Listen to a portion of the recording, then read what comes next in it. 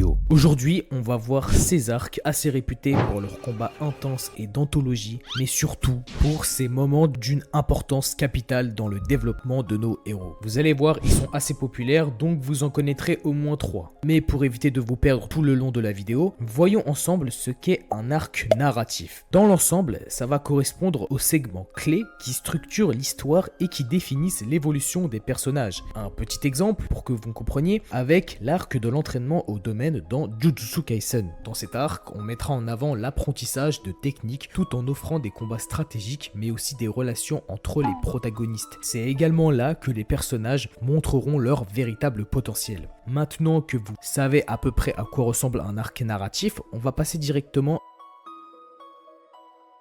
Un des arcs les plus mémorables de Naruto, c'est bien l'examen des Chunin. Et pourquoi? Cet arc se déroule après la formation de l'équipe 7. Les jeunes ninjas participent alors à un examen destiné à évaluer leurs compétences et à les faire passer au rang de Chunin. Pour cela, ils doivent réussir les 3 grandes épreuves. L'épreuve écrite, la forêt de la mort et les combats préliminaires. Et que ce soit Rock Lee contre Gaara, Naruto contre Neji ou encore l'introduction du fameux Orochimaru, il est clair que cet arc aura eu un impact significatif dans la construction du monde de Naruto, introduisant de nouveaux concepts techniques, mais aussi des personnages qui deviendront importants pour la suite de l'histoire. Ça explique donc pourquoi un arc aussi riche en émotions et en révélations se classe parmi les meilleurs de Naruto.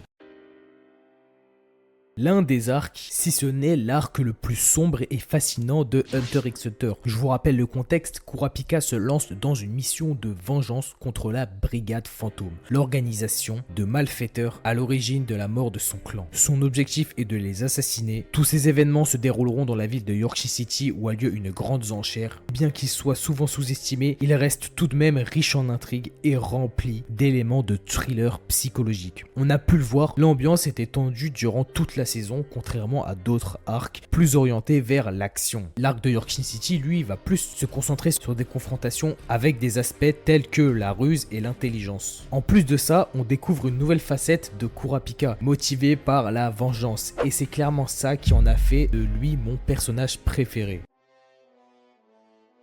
Alors pour certains, cet arc n'est rien de plus qu'une partie de la série qui nous rapproche de la fin, mais il a eu tellement d'impact sur nos héros que je dois vous en parler, à commencer par ses points clés. La présentation déjà de l'incroyable pilier du son Uzui Tengen, les 2 antagonistes Daki et Gyotaro, ainsi que les combats épiques et l'évolution des personnages. Tanjiro, Zenitsu et Inosuke sont envoyés en mission dans le quartier des plaisirs afin d'enquêter sur des disparitions mystérieuses. Ils doivent donc éliminer les démons responsables. Globalement, l'arc va tourner sur des thèmes comme les sacrifices et les liens familiaux, comme vous avez pu le voir avec la nouvelle famille de Tanjiro. Et tout ça en montrant la brutalité et les tragédies surgies d'un monde dominé par la misère. Cet arc, c'est vraiment l'un de mes arcs préférés pour son drame, le développement des personnages et l'action époustouflante. Pour terminer, je me devais de parler de... je crois que j'ai oublié, mais si tu veux, le temps que je retrouve, tu peux t'abonner.